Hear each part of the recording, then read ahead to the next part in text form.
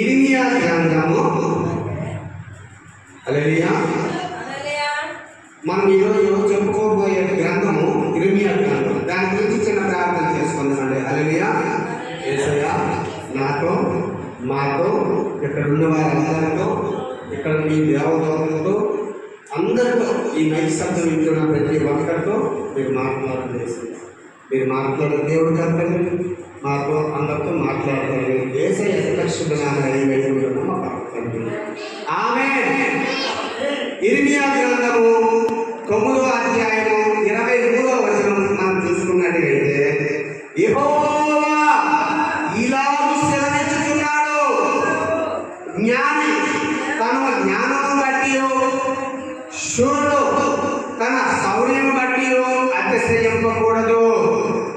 ఐశ్వర్యవంతుడు తన ఐశ్వర్యమును బట్టి అతిశయింపకూడదు. హల్లెలూయా. ఏంటంటే అన్నారు, యెహోవా యేసుక్రీస్తు ప్రభువుల వారు ఇలాగ సెలవిస్తున్నాడు, జ్ఞాని. జ్ఞాని అంటే తెలివితేటలు ఉన్నాడు, కొంచెం జ్ఞానం ఎక్కువై ఉన్నారు. తన జ్ఞానం బట్టి అతిశయించకూడదు. సూర్యుడు తన బలమును బట్టి అతిశయించకూడదు. ఐశ్వర్యవంతుడు తన డబ్బును బట్టి, తన పలుకుబడిని బట్టి అతిశయించకూడదు. హల్లెలూయా. హల్లెలూయా. అయితే ఇప్పుడు మనం చెప్పుకోబోయేది భక్తుడి జ్ఞాని తన జ్ఞానాన్ని బట్టి అతిశయింపకూడదు. జ్ఞాని దేని బట్టి అతిశయింపకూడదండి? తన జ్ఞానం బట్టి అతిశయింపకూడదు. అయితే జ్ఞాని తన జ్ఞానం బట్టి అతిశయింపకూడదు అంటే దాని గురించి మనకి వాక్యంలోకి వెళ్ళాలి కదండి. హల్లెలూయా. హల్లెలూయా అన్నప్పుడు చేయండి, హల్లెలూయా చెప్పాలి. రెండు చేతులు ఎన్నిసారి చెప్పాలి. హల్లెలూయా. అది గుడ్ గా హల్లెలూయా. జ్ఞాని తన జ్ఞానం బట్టి అతిశయింపకూడదు. జ్ఞాని అంటే మన పరిశుద్ధ గ్రంథంలో చూసుకుంటే చాలా మంది జ్ఞానులు ఉన్నారు, కానీ ఎక్కువ జ్ఞానం దేవుడు అనుగ్రహించి, దేవుడు మెచ్చుకొని, దేవుడు స్థిరపరిచి తన తండ్రికి ఇచ్చిన మాటను బట్టి జ్ఞానాన్ని ప్రసాదించాడు. ఎవరికి? సొలొమోనుకి. హల్లెలూయా. ఎన్ని చేతులు పెట్టింది? హల్లెలూయా చెప్పాలి. హల్లెలూయా. అయితే రాజు అయిన సొలొమోనుకి యేసుక్రీస్తు ప్రభువుల వారు ఏమిచ్చారు? జ్ఞానం. ఆ జ్ఞానం బట్టి సొలొమోను ఏం మాట్లాడతాడో చూద్దాం. హల్లెలూయా.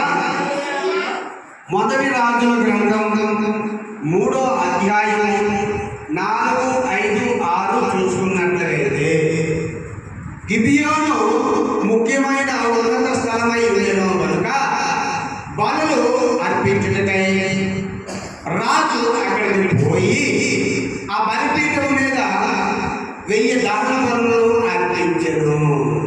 ఎన్నట? 1000 దహన బలులు అర్పించగట. హల్లెలూయా. గిబియోనులో యెహోవా రాత్రి వేళ స్వప్నమందు సొలొమోనుకు ప్రత్యక్షమయ్యి, నేను నీకు ఏమి ఇచ్చినా నీకు ఇష్టమో దానిని అడుగుమని దేవుడు అతనితో సెలవీయగా. హల్లెలూయా. అతనితో సెలవీయగా సొలొమోను ఈలాగు మనవి చేసెను, నీ దాసులను నా తండ్రినైన దావీదు నా దృష్టికి అనుకూలముగా సత్యమును నీతిని అనుసరించి యథార్థమైన మనస్సు గలవాడై ప్రవర్తించెను కనుక నీవు అతని ఎడల పరిపూర్ణ కటాక్షముకు అగుపరిచి ఈ దినమున్నట్లుగా అతని సింహాసనము మీద అతని కుమారుని కూర్చుండబెట్టి అతని యందు మహాకృపని చూపించి ఉన్నాడు. హల్లెలూయా. హల్లెలూయా. హల్లెలూయా. దేవాది దేవుడు సొలొమోనుకి ప్రత్యక్షమై కలలో ప్రత్యక్షమయ్యి ఏమంటున్నాడండి? నువ్వు చేసిన మంచి పనులకి, నువ్వు అర్పించిన పనులకి, నీ తండ్రికి ఇచ్చిన మాట ప్రకారం నేను నీకు కొన్ని వరాలు ఇవ్వాలనుకుంటున్నాను. అంటే మీ భాషలో చెప్తున్నాను. హల్లెలూయా. కొన్ని వరాలు ఇవ్వాలనుకుంటున్నాను అని దేవుడు సొలొమోనుకి స్వప్నంలో కనిపించి, స్వప్నం అంటే కలలో కనిపించి సొలొమోనుకి దేవుడు ప్రత్యక్షమయ్యి, నీకు ఏది ఇష్టమో నువ్వు అడుగు. డబ్బు ఇష్టమా? బంగారం ఇష్టమా? వజ్రాలు ఇష్టమా? గంధపు చెక్కలు ఇష్టమా? తగడం ఇష్టమా? వెండి ఇష్టమా? నీకేం కావాలి? లేకపోతే నీ ప్రాణం నీకు ఇష్టమా? నీ చుట్టాలు బంధువులు నీకు ఇష్టమా? నీకు గొర్రెలు కావాలా? నీకు మేకలు కావాలా? నీకు ఒంటెలు కావాలా? నీకు గాడిదలు కావాలా?